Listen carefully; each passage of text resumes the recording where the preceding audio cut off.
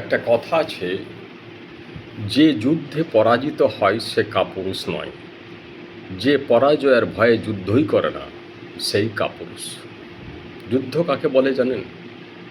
আগে থেকেই জয় পরাজয় যুদ্ধে কখনো জানা যায় না। তথাপি যিনি যুদ্ধ করতে রাজি তারাই হচ্ছেন যোদ্ধা। জিতবো না হারবো সেটা পরের কথা। অর্জুন কিন্তু আগে থেকেই জানতো না যে যুদ্ধে সে জয়লাভ করবে। কৃষ্ণও তাকে বলে নাই যে তুমি যুদ্ধে জয়লাভ করবে। কৃষ্ণ কেবল বলেছিলেন তুমি নিষ্কামভাবে, সম্পূর্ণ সচেতনভাবে এবং সর্বশক্তি প্রয়োগ করে যুদ্ধ করে যাও। দেখবেন সাধারণ মানুষের ক্ষেত্রে এটাই দেখা যায় যে তারা যুদ্ধ করতে রাজি নয়। মানে চারিদিকে যে অন্যায় অত্যাচার চলছে, বেশিরভাগ মানুষ সেই ক্ষেত্রে যুদ্ধ করতে চায় না, কারণ তারা বুঝতে পারে যে প্রতিপক্ষ প্রবল, সেক্ষেত্রে জনবল অর্থবল সব বেশি।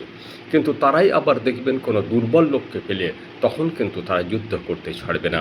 কোনো ফেরিওয়ালা, কোনো টোটোওয়ালা, কোনো রাজমিস্ত্রি, কোনো লেবার বা আরও বিভিন্ন ধরনের দরিদ্র লোকের সাথে কিন্তু তারা বেশ যুদ্ধ করে, ঝগড়া করে, তখন কিন্তু অন্যায়ের প্রতিবাদ তো করেই না, বরং নিজেই অন্যায় করে। তো যুদ্ধে পরাজিত হয় যে সে কাপুরুষ নয়, যে পরাজয়ের ভয়ে যুদ্ধই করে না সে কাপুরুষ।